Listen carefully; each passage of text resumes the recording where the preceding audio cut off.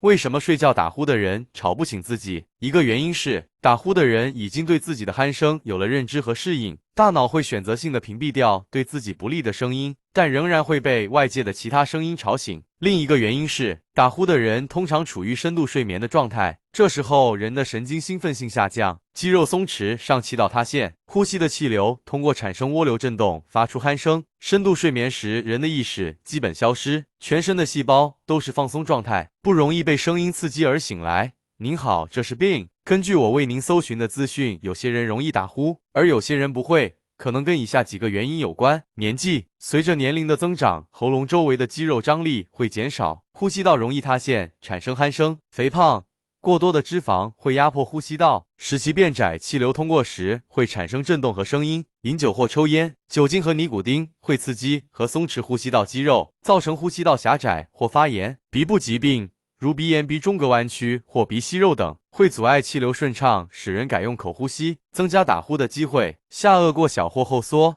这会使舌头往后倾，堵住呼吸道，影响气流通过；服用镇静安眠药物，这些药物会降低呼吸道肌肉张力，使其松弛和阻塞；扁桃腺肥大，这会占据呼吸道的空间，使其变窄，产生打呼；枕头高度或睡姿不适合，这会影响颈部和喉咙的角度，压迫呼吸道，造成打呼。如果您想改善打呼的问题，您可以试试以下几个方法：减肥，这可以减少呼吸道周围的脂肪，增加呼吸道的通畅度；睡前少烟酒，这可以避免呼吸道肌肉过度松弛或发炎，影响呼吸；睡前清理鼻腔，这可以减少鼻塞或鼻涕的困扰，让您用鼻子呼吸；时常微笑或唱歌，这可以锻炼舌根和声带附近的肌肉，增加呼吸道的张力；选择适合的枕头和睡姿，这可以避免呼吸道被压迫或堵住。建议采用侧睡或趴睡的方式。规律运动，这可以增加肺活量和呼吸道张力，降低打呼的几率。如果您的打呼情况很严重，并且伴随有呼吸暂停、白天嗜睡、记忆力衰退等症状，您可能患有睡眠呼吸中止症，建议您尽快就医检查，以免影响您的健康。